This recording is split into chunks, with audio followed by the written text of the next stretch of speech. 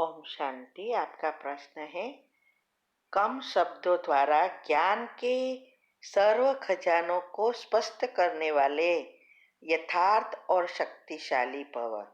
यह समझना है कि कम शब्दों द्वारा ज्ञान के सर्व खजानों को स्पष्ट कैसे करें। उत्तर है, देखो, दुनिया में भी कोई भी चीज जितनी छोटी इतनी पावरफुल।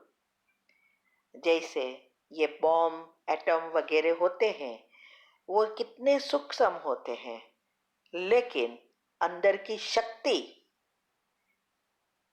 इतनी प्रबल होती है कि वो कितनी सारी चीजों को खत्म कर सकता है। ऐसे ही जब हमारे मन में अधिक संकल्प, नेगेटिव व्यर्थ चलते ही रहते हैं, तो इतनी क्वांटिटी बढ़ जाती है, तो इसमें कोई शक्ति नहीं होती है। लेकिन जब हम पॉजिटिव विचार करते हैं, हमारे पॉजिटिविटी से हमारे संकल्प धीमे हो जाएंगे, कम होंगे, सांसों की गति भी धीमी हो जाएगी और धीरे धीरे हम आत्मा शक्तिशाली बन जाएगी। इसीलिए हमें व्यर्थ को तो समेटना है, लेकिन संकल्पों को भी समेटना है। इसीलिए शिव बाबा हमेशा कहते हैं कि शुद्ध संकल्पों को भी समेटो। तो शुद्ध संकल्प को समेटना ही एक स्वमान में स्थित हो जाना। इससे ही हम परमात्मा से जुड़कर उनकी शक्ति हमारी आत्मा में खींच सकते हैं। इसीलिए जितना हमारा मन शांत होगा या जितना हम आत्मिक स्मृति में रहेंगे, निर्वाण स्थिति में रहना अर्थात आत्मिक स्मृति में रहना, संकल्प अंदर जितने काम के हो उतने ही उठे, तो इससे क्या होगा, हमारे एक एक संकल्प शक्तिशाली बन जाएंगे। साथ साथ हमारी मनन चिंतन और मंथन इतना गहरा हो जाएगा, एक एक राज को हम समझेंगे। तो औरों को भी जब हम किसी को समझाएंगे तो सार में बहुत कुछ समझा सकते हैं। क्योंकि आजकल वैसे भी समाज किसी के पास भी समय नहीं है, तो हम लंबा लंबा लेक्चर सुनाएंगे तो कोई सुनने वाला नहीं है। इसीलिए हमें कम शब्दों में अच्छी रीति कैसे समझाए, उसके लिए पहले हमें खुद को तैयार होना पड़ता है। इसीलिए बाबा के अंतिम वाक्य है, और गीता में भी यही अंतिम अध्याय में है, निराकारी, निर्विकारी और निरअहंकारी।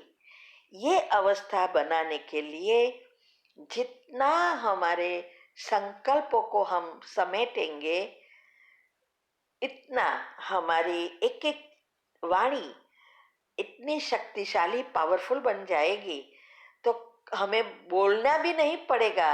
हमारे वर्तन व्यवहार से, हमारे चाल चलन से सारा मैसेज मिल जाएगा।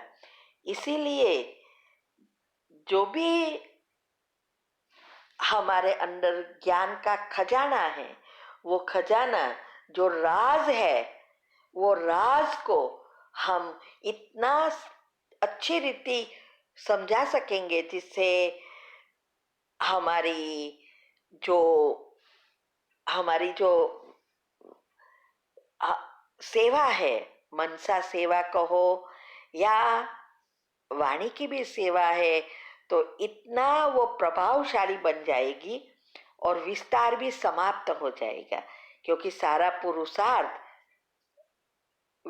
विस्तार को सार में लाना है। तो जितना हमारी पॉजिटिविटी बढ़ेगी, उतने संकल्प कम हो जाएगा।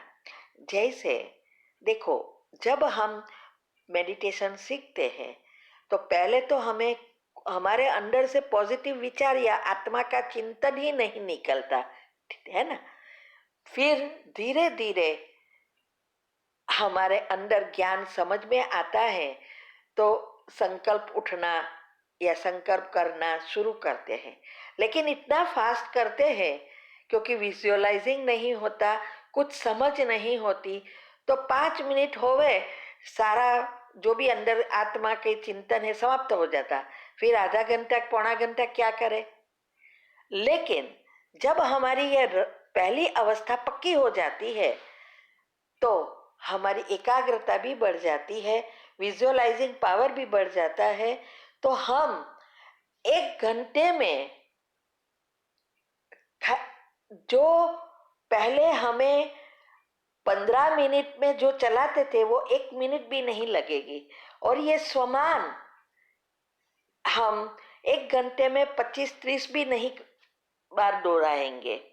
लेकिन पहले पहले हमें इसको थोड़ा जल्दी करना होता है क्योंकि हमारे विचारों पर कंट्रोल नहीं होता है।